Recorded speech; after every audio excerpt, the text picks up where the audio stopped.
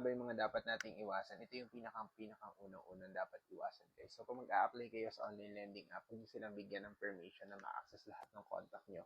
Upon application pa lang, guys, andun na yon, lalabas na yon. Halimbawa, star want to access your contact number or your gallery or your social media, huwag nyo lagyan ng permission, guys.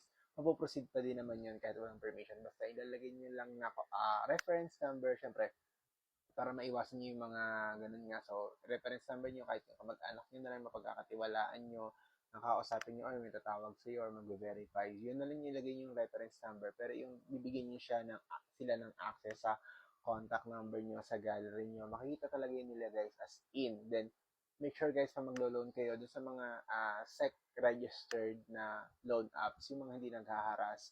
Yun, guys, makikita nyo naman yun sa comment section or sa mga previous video ko. Madami doon na na maganda yung lending app na yun. Ayun, guys. So, make sure, guys, din kung loan din kayo para ma-safe talaga sa bangko. Yan, guys, mag-loan kayo sa mga ganyan.